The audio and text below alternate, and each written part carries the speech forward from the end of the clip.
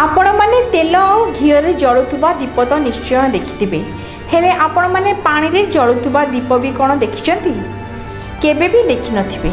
आज्ञा हाँ, एमिति एक ऐतिहासिक जगह अच्छी जोठी दीप तेल कि घी नुहे बरम पानी रे जलुछि। तेबे चलतु जानिबा एभली एक चमत्कार जगह आउ तार रहस्य को। मध्य प्रदेश मलबा जिले में नलखेड़ा गाँव 15 किलोमीटर दूर में गड़िया गाँ पाखरे कलिसिंध नदी कूल यही चमत्कारी माता मंदिर अच्छी। आउ ए चमत्कारी मंदिर को देखा दूर दूर बहु दर्शक आसती। ए मंदिर चमत्कारिता है कि एठी माँ पाखरे जलुवा दीप। आज्ञा हाँ, दीप पुणी घी कि तेल नुहे बरम पानी रे।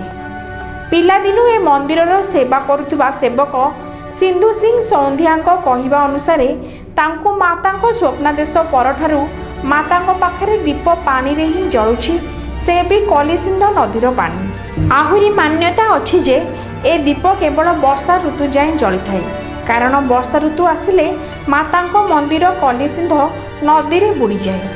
Bureau report, metro TV.